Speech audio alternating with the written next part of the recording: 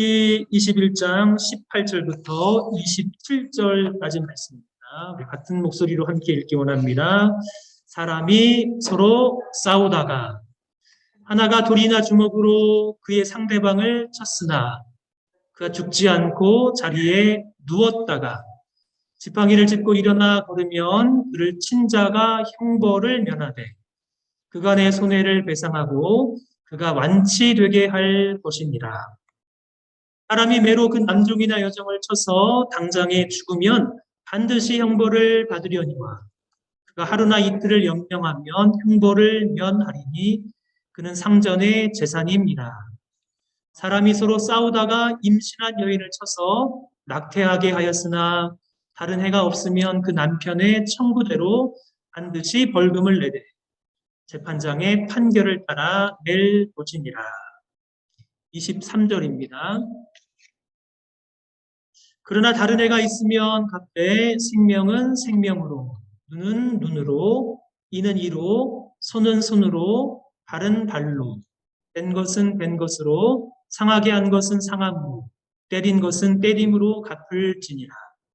사람이 그 남종의 한 눈이나 여종의 한 눈을 쳐서 상하게 하면 그 눈에 대한 보상으로 그를 놓아줄 것이며 그 남종의 이나 여종의 이를 쳐서 빠뜨리면 그 이에 대한 보상으로 그를 놓아줄지니라. 아멘. 함께 읽은 이 말씀을 보면 여러분 주제가 무엇인 것 같습니까? 하나님은 이 말씀을 통해서 우리에게 무엇을 말씀하고 계십니까? 핵심은 보상 또는 배상입니다. 오랫동안 마음에 남아있는 조금 오래되었지만 유명한 영화 밀양의 질문이 있습니다. 영화 밀양의 여주인공 칸느 영화제에서 여주인공을 받은 전도연 분의 신혜는 하나밖에 없는 자신의 아들이 유괴되어서 살해를 당했습니다. 괴롭고 힘든 시간에 이웃의 전도를 받아서 교회를 다니며 하나님을 믿은 뒤에는 마음의 평안이 찾아왔습니다. 그리고 자신의 아들을 끔찍하게 유괴하고 살해한 그 사람을 용서하고자 용기를 내어서 면회를 갔습니다. 그런데 그 잔인한 아들의 유괴범, 살인범은 감옥에서 너무나 평안하게 저는 이미 하나님의 용서를 받았습니다.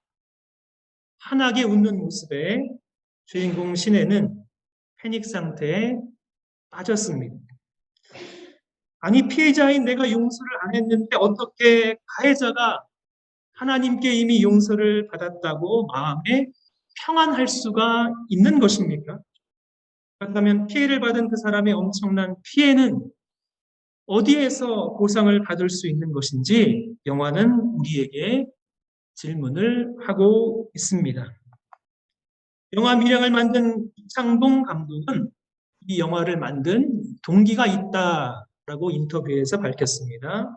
1980년 이청춘 작가의 단편 소설집 벌레 이야기에서 이 영화의 모티브를 얻어서 영화를 만들었다라고 밝혔습니다.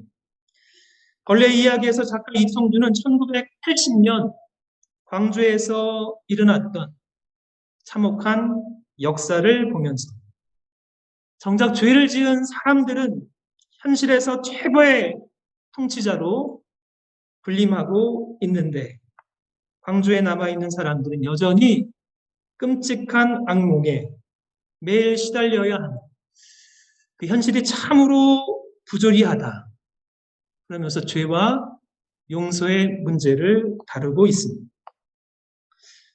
한 달 사이에 소설 벌레 이야기, 영화 밀양의 모티브가 된 노태우, 전두환 두 전직 대통령이 세상을 떠났습니다. 두 전직 대통령 모두 1952년 우리나라 정규 육군사관학교 1기생으로 둘도 없는 친구였습니다.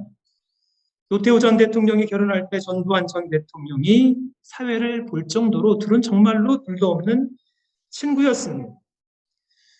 1979년 12월 7일 군사 쿠데타에 이어서 나란히 12대 대통령, 13대 대통령이 되어서 대한민국의 최고의 통치자가 되었습니다. 그 전직 대통령 퇴임 후에 군사 쿠데타와 그리고 비자금 사건으로 1995년 12월과 12월 나란히 구속되어서 역사의 심판도 받았습니다. 역사의 심판을 받은 이후에 두 전직 대통령은 서로 전혀 다른 길을 걸어가기 시작했습니다. 그럼에 보시는 노태우 대통령은 고개를 숙이고 있는, 전두환 전 대통령은 무엇이 그리 당당한지 고개를 쳐들고 있습니다. 노태우 전 대통령 비자금 조성으로 추징금 2,628억 원 모두 완납했지만 전두환 전 대통령 전 재산이 29만 원밖에 없습니다. 라는 유명한 말로 100억대의 미납 추징금을 남겨두었습니다.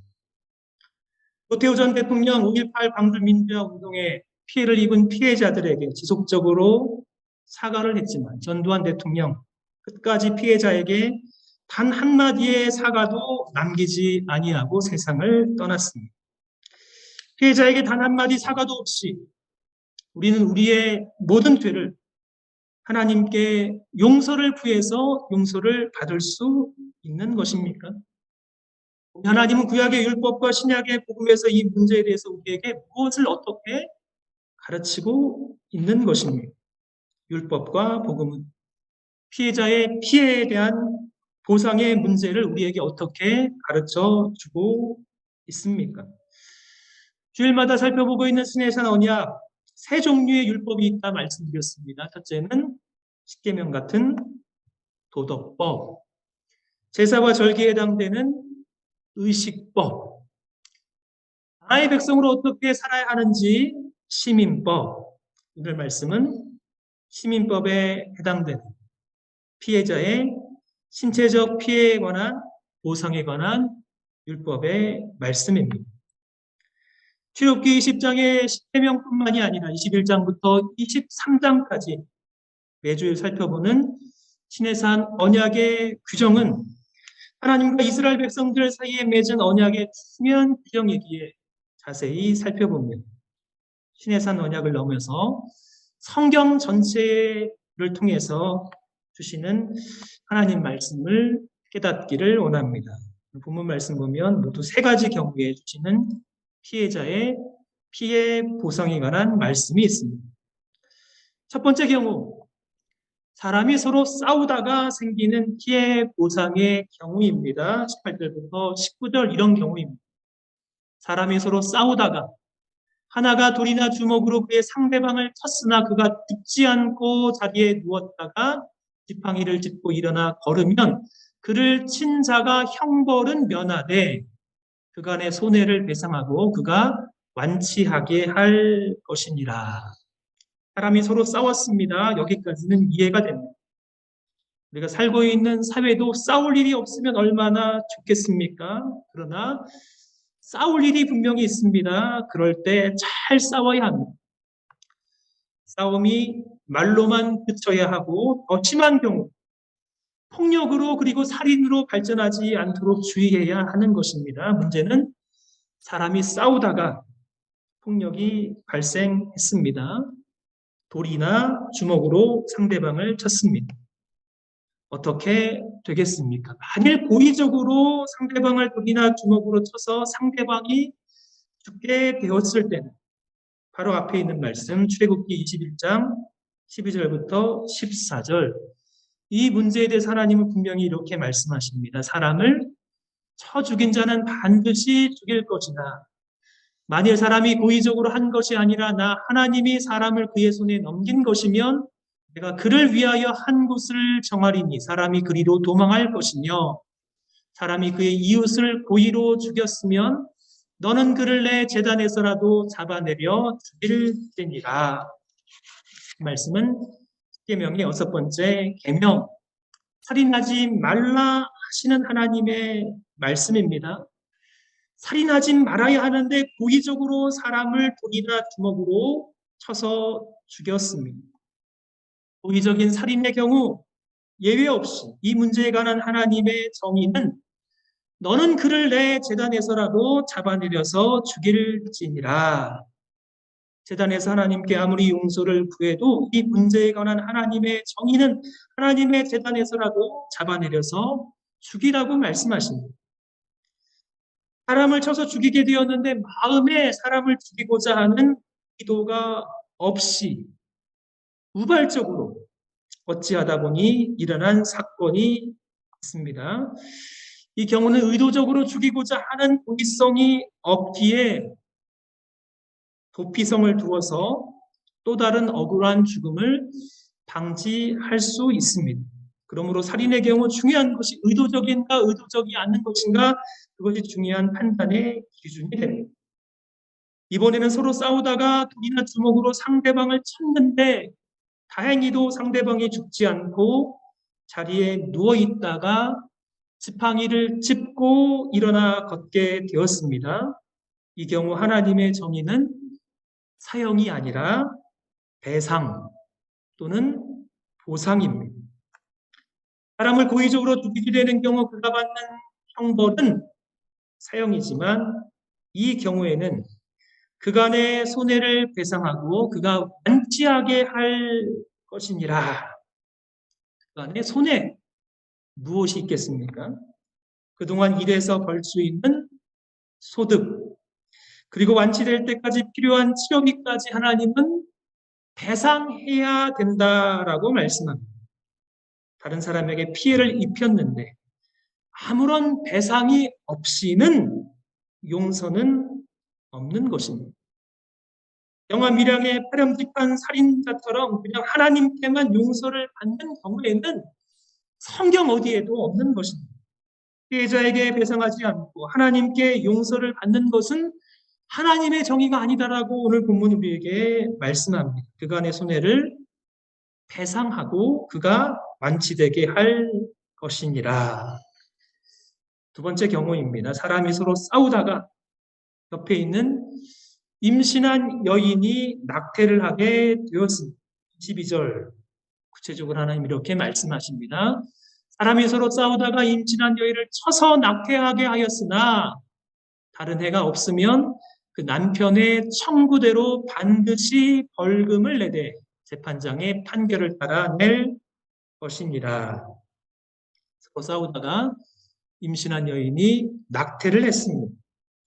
낙태 외에는 다른 해가 없으면 남편의 청구대로 벌금을 내야 하는데 반드시 벌금을 내야 합니다. 이때 남편의 요구가 지나칠 수가 있습니다. 아내가 낙태를 했으니 이번 기회에 한몫을 잡아 보아야겠다. 사람의 마음에는 분명 그러한 마음이 있습니다. 그러니 재판장의 판결을 따라서 그렇지만 반드시 벌금을 내야 된다. 이 경우에도 그냥 용서가 되는 것이 아닙니다. 반드시 벌금을 배상해야 하는 것입니다. 문제는 이번에는 낙태만이 아니라 낙태를 넘어서 서로 싸우다가 임신한 여자가 낙태를 넘어서 다른 상해가 생긴 경우입니다. 23절부터 25절 구약율법에서 가장 중요한 원칙이 출애굽기 21장 23절부터 25절까지 나와 있습니다. 이 말씀 같이 읽기 원합니다. 시작. 그러나 다른 해가 있으면 갑되 생명은 생명으로 눈은 눈으로 이는 이로 손은 손으로 발은 발로 된 것은 된 것으로 상하게 한 것은 상하게 한 것으로 때린 것은 때림으로 갚을지니라. 싸우다가 임신한 여인이 낙태를 넘어서 생명을 상하게 하였습니다. 그러면 어떻게 갚으라는 것입니까? 동일한 생명으로. 눈이 상했으면 눈으로, 이가 상했으면 이로, 손이 상했으면 손으로, 발은 발로, 된 것은 된 것으로, 상하게 한 것은 상하게 한 것으로, 때린 것은 때림으로 갚아야 합니다. 이 방법을 동해보복법이라고 합니다. 이 동해보복법 한번 생각해 보십시오, 여러분. 단일한 복수의 방법일까요? 잔인합니까? 아니면 잔인하지 않는 것입니다. 여러분이 만약에 피해자라고 조금만 한번 생각해 보십시오. 어떻게 보복하는 것이 마음에 드시겠습니까? 사람이 한 대를 맞으면 절대로 한 대만 때리지 않습니다, 여러분. 한 대를 맞아 보십시오, 여러분. 몇 대를 때려야 마음의 분이 풀리겠습니까? 한 대로 족하십니까, 여러분? 참 천사 같은 분이십니다. 창세기 4장 가인의 후손 가운데 가장 대표적인 악한 사람 라멕이 나옵니다. 라멕은 이렇게 말합니다. 라멕이 아내들에게 이르되 아다와 신라여 내 목소리를 들으라. 라멕의 아내들이여 내 말을 들으라. 나의 상처로 말미암아 내가 사람을 죽였고 나의 상함으로 말미암아 소년을 죽였도다. 가인을 위하여는 벌이 7배일진데 라멕을 위하여는 벌이 77배이리로다. 라멕, 성경에서 최초로 일부 일처제의 원리를 깨트린 악한 사람입니다. 이 라멕이 지금 노래하고 있습니다. 라멕의 노래의 이 주제가 사람을 죽이는 끔찍한 살인입니다. 라멕은 자신이 사람을 죽인 이유가 나의 상처로 말미암아 사람을 죽였고 나의 상함으로 말미암아 소년을 죽였도다. 잔인한 살인을 노래하고 있습니다. 그는 자신의 살인의 죄를 숨기지 않습니다. 오히려 더 포악한 살인을 저질렀음을 자랑하며 노래하고 있습니다. 몇 배입니까, 여러분? 77배. 상처로 말미암아 사람을 죽이고 상함으로 말미암아 소년을 죽이는 것이 악한 죄인의 악한 본성입니다. 그러기에 동해 보복법으로 보면 라멕은 자신의 상처에만 보복할 수 있으나 라멕은 자신의 상처 때문에 하나님의 형상으로 지음받은 존귀한 사람을 죽이는 것을 아무렇지도 않게 여기는, 그러기에 그는 참으로 악한 죄인인 것입니다.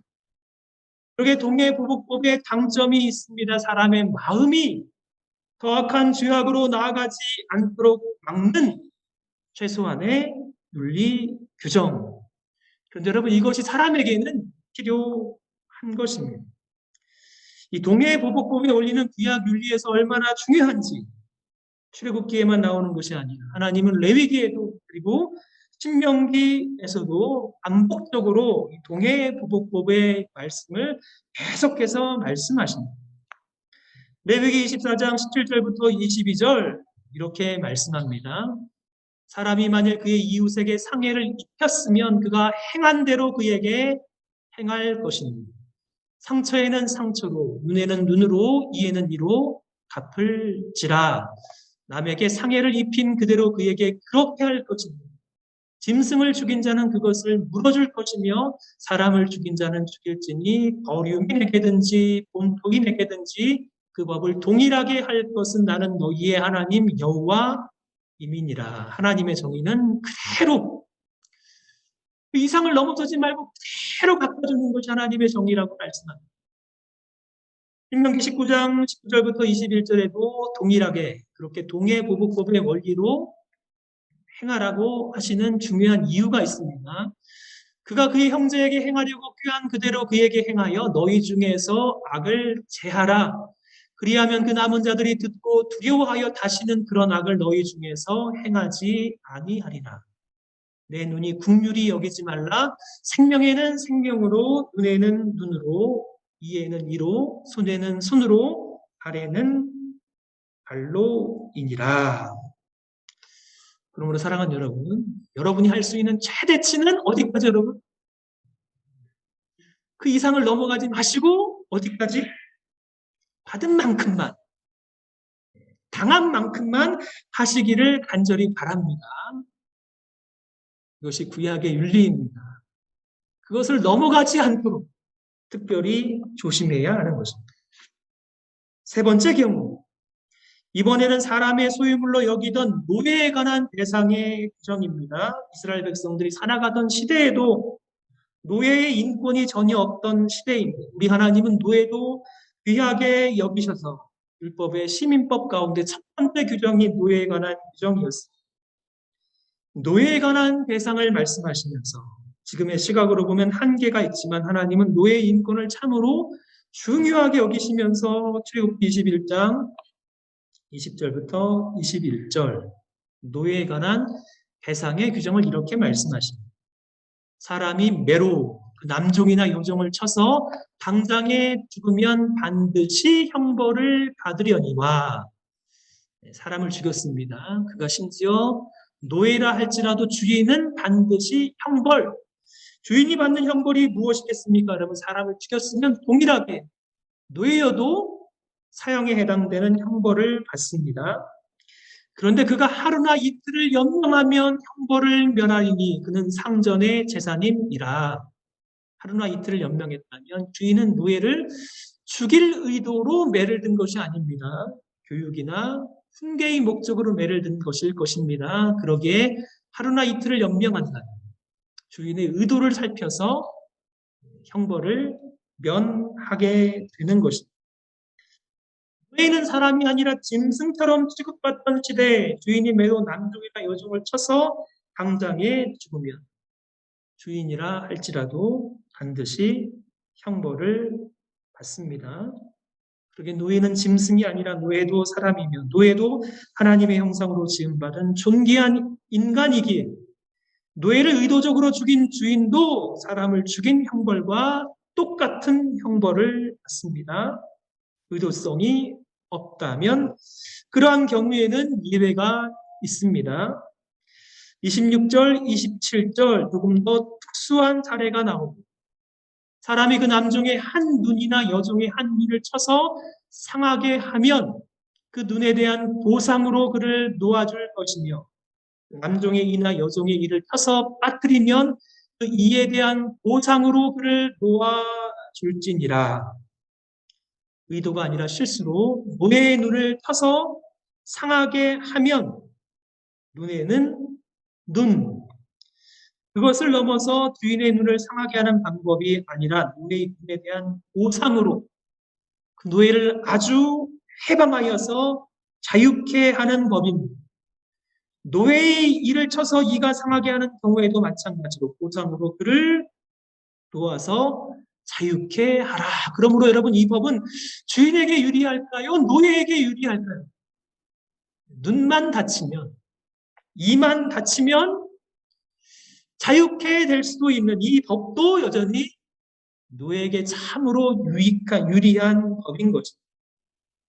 정리해 보면 구약의 원리는 동해 보복법, 생명은 생명으로, 눈에는 눈으로, 이에는 이로. 한 번 욕설을 들으면 여러분 몇 번? 10번이 아니라 딱 한 번. 첫 번째 원리.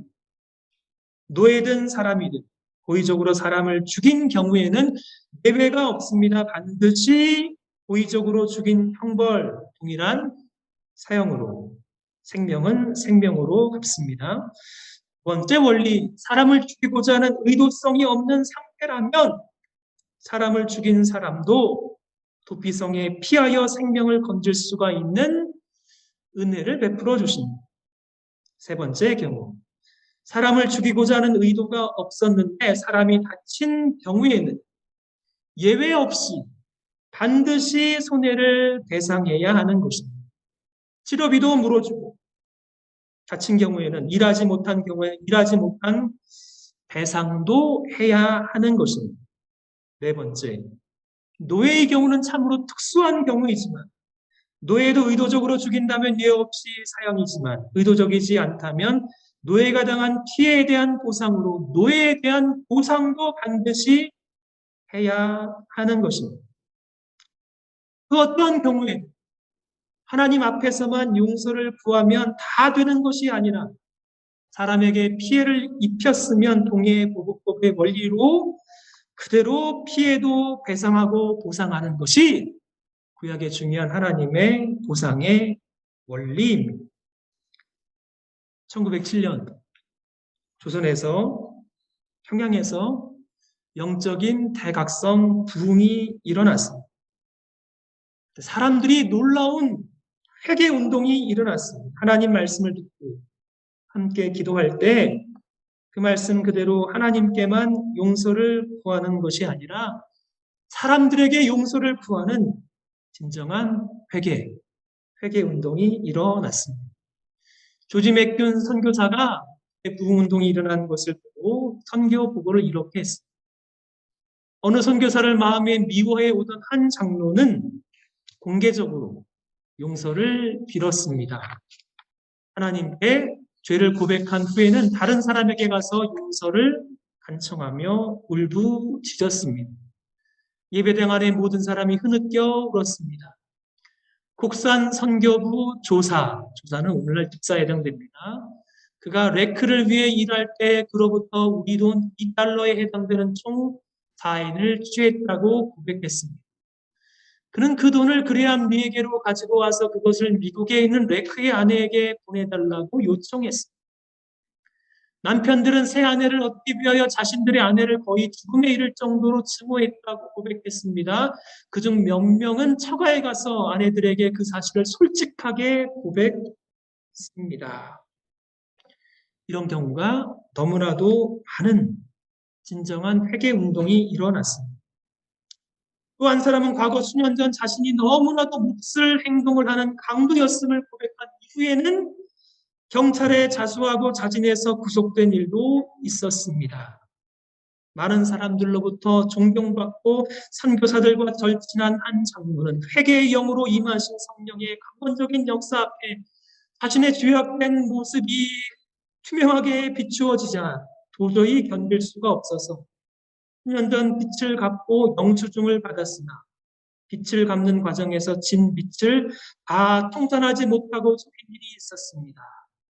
집회에 참석한 이들이 통회하고 자신의 무거운 숨겨진 죄악들을 그대로 드러나는 것을 목격하고는 더욱더 그 죄가 생각나 괴로워 견딜 수가 없어서 속인 그 빚을 다 청산하였습니다. 이것은 회오리 바람처럼 내게 돌아와 죄악의 공포로 마치 영생을 잃은 것과 같았습니다. 나는 도저히 피할 수가 없어 눈물을 흘리고 뉘우치면서 일어나 나의 부끄러운 죄악을 토로하지 않을 수가 없습니다. 모든 손실들을 배상하기로 결심하였습니다.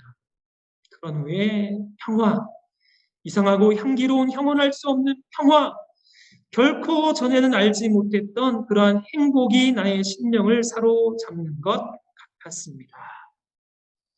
성령 하나님께서 우리 마음에 역사하시면 우리의 숨은 죄를 깨우치게 하십니다. 하나님 앞에 용서를 구할 뿐만 아니라 사람들에게 지은 죄도 그대로 배상하게 하시는 것이 성령 하나님의 역사이며 하나님은 지금도 우리에게 말씀하시는 동해보복법의 중요한 원리입니다. 배상의 문제에 관한 동해보복법의 원리로 적용하는 것입니다. 옛 언약, 신해산 언약의 구약의 유일한 신약시대, 새로운 언약시대의 우리 예수님은 배상의 문제를 두 가지 경우로 나누어서 우리에게 조금 다르게 말씀하십니다. 환상증언에는 이 문제에 관한 두 개의 중요한 가르침이 있습니다. 첫 번째 가르침, 마태복음 5장 25절부터 26절 같이 한번 이 말씀 마음에 새기며 읽습니다. 시작. 너를 고발하는 자와 함께 길에 있을 때 급히 사화하라. 그 고발하는 자가 너를 재판관에게 내어주고 재판관이 옥리에게 내어주어 옥에 가둘까 염려하라. 진실로 내게 이르노니 내가 한 푼이라도 남김이 없이 다 갚기 전에는 결코 거기서 나오지 못하리라. 고발하는 자가 가해자를 재판관에게 넘겨주려고 합니다. 만약에 우리가 가해자라면 어떻게 여러분? 한 푼이라도 남김이 없이 다 갚으라고 말씀하십니다. 그리고 급히 사화하라. settle matters. 이 문제는 가능한 한 빨리 해결하라. 하나님께 용서받은 그리스도인도 이런 문제에 있어서 사람들의 용서를 구하고 갚을 것은 갚고 보상과 배상의 문제를 그냥 넘어가지 말고 반드시 이 문제를 해결하라고 우리에게 말씀하십니다. 그럼 여러분, 이 말씀을 그대로 우리 삶에 적용하길 원합니다. 누군가에게 피해를 입혔다면 어떻게 해야 하는 것입니까, 여러분?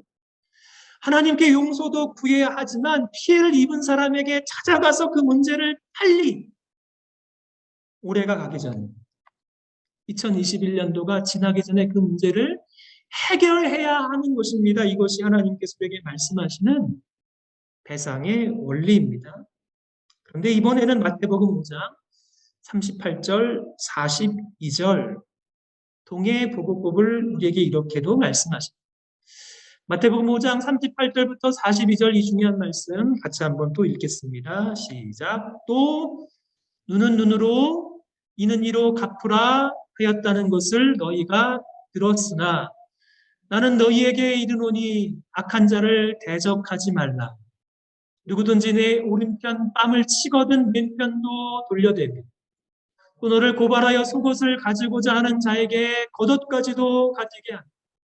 또 누구든지 너를 억지로 오리를 가게 하거든 그 사람과 십리를 동행하고 내게 구하는 자에게 주며 내게 꾸고자 하는 자에게 거덜하지 말라. 이 말씀을 어떻게 본다면 앞에 있는 말씀과는 모순되는 말씀처럼 보입니다. 아까는 한 푼이라도 남김이 없이 다 갚으라고 말씀하십니다. 이번에는 구약의 동해보고법에 정당한 하나님의 이 방법을 예수님은 다르게 해석하십니다.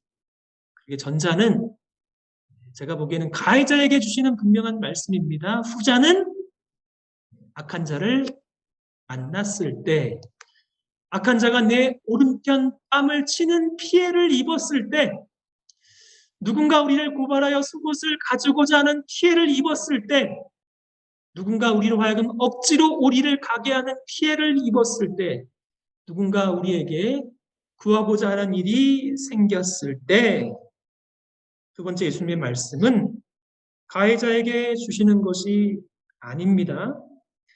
동해보복법의 원리는 지금도 국가의 사법 체계에는 적용될 수 있지만 예수님을 믿는 성도가 피해를 입은 경우, 피해자인 경우에는 공적인 차원이 아니라 개인적인 차원에서는 하나님의 정의의 차원에서가 아니라 하나님의 넘치는 은혜를 받은 은혜를 입은 사람답게 은혜의 원리로 눈에는 눈으로가 아니라 이에는 이로 갚는 것이 아니라 그것보다 훨씬 더 관대하게 사람을 대해주라고 말씀하십니다.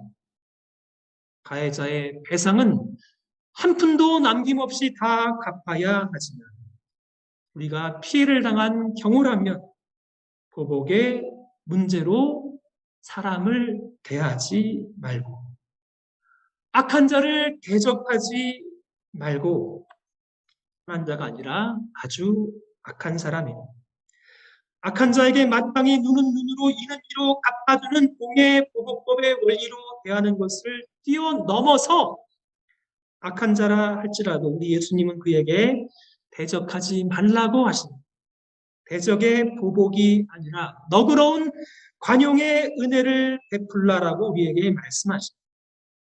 우리에게 해를 가한 악한 사람, 예수님은 눈에는 눈, 이에는 이의 보복이 아니라 악한 자를 대적하지 말고 제발 너그러운 마음으로 관용을 베풀라라고 명령하십니다. 왜냐하면 그렇게 해서는 절대로 문제가 해결되지 않기 때문입니다. 어떻게 관용을 베풀라고 하시는지. 누군가 우리의 오른편 뺨을 때립니다. 우리도 오른손을 들어서 상대편의 왼쪽 뺨을 때릴 수가 있지만 그렇게 하는 것이 아니라 왼편 뺨을 맞으면 왼편도 돌려대라. 하나님 앞에서 자신을 지극히 낮추라고 말씀하십니다. 우리를 법정에 고발하여 속옷을 가지고자 하는 사람, 선한 사람이 아니라 참으로 악한 사람입니다. 그 악한 사람에게 속옷만이 아니라 겉옷까지도 가지게 하라. 예수님 당시 문화에서 겉옷은 속옷보다 훨씬 더 중요한 옷인데 그것까지 아끼지 말고 선물로 주라고 말씀하십니다. 로마 병사가 민간인을 징집해서 억지로 짐을 가지고 우리를 가게 할 수 있는 시대에 악한 자를 위해서 우리만이 아니라 기꺼이 심리까지 동행하라고 말씀하십니다. 왜 그렇게 하시는 것입니까? 이것이 우리가 하나님께 넘치는 은혜를 받은 사람의 합당한 은혜의 방식으로 사람을 대하는 방법이기 때문입니다. 악한 자에게 보복하는 방법으로 눈에는 눈, 이에는 이 동해의 보복을 할 수 있지만 그것을 넘어서 우리에게 구하는 사람에게 아까워하지 말고 기꺼이 주며 꾸고자 하는 자에게 거절하지 말고 자신의 마땅한 권리까지도 포기하고 지금 있는 자리에서 기꺼이 낮아지고 관용하고 사랑을 베푸는 것입니다. 악한 사람에게 진짜로 멋지게 보복하는 우리 예수님의 방법입니다. 이것이 하나님 나라에 속한 새로운 언약 백성에게 기대하시는 새로운 하나님 나라 백성의 윤리인 것입니다. 사랑하는 여러분, 오늘 하나님께서 우리에게 주신 말씀으로 어떻게 살기를 원하십니까? 가해자였다면 마땅히 우리가 피해를 입힌 사람들에게는 반드시 예외 없이 배상해 주어야 하는 것입니다. 그것이 하나님이 기뻐하시는 참된 회개인 성령 하나님께서 우리에게 그렇게 회개하기를 원하십니다. 그러나 피해자로 상처받은 자로 상처 주는 인생 하나님의 뜻이 아닙니다. 우린 예수님의 이 가르침을 자신에게 잘 적용한 사도 바울의 가르침대로 순종하며 살기를 원합니다. 로마서 12장 17절부터 21절 같이 마음에 새기며 읽습니다. 아무에게도 악을 악으로 갚지 말고 모든 사람 앞에서 선한 일을 도모하라. 할 수 있거든 너희로서는 모든 사람과 더불어 화목하라. 내 사랑하는 자들아, 너희가 친히 원수를 갚지 말고 하나님의 진노하심에 맡기라. 기록되었으되 원수 갚는 것이 내게 있으니 내가 갚으리라고 주께서 말씀하시니라. 내 원수가 줄이거든 먹이고 목마르거든 마시게 하라. 그리함으로 내가 숯불을 그 머리에 쌓아 놓으리라. 악에게 지지 말고 선으로 악을 이기라. 사랑하는 여러분, 이 말씀대로 선으로 악을 이기시는 저와 여러분 되시기를 주님의 이름으로 축복합니다.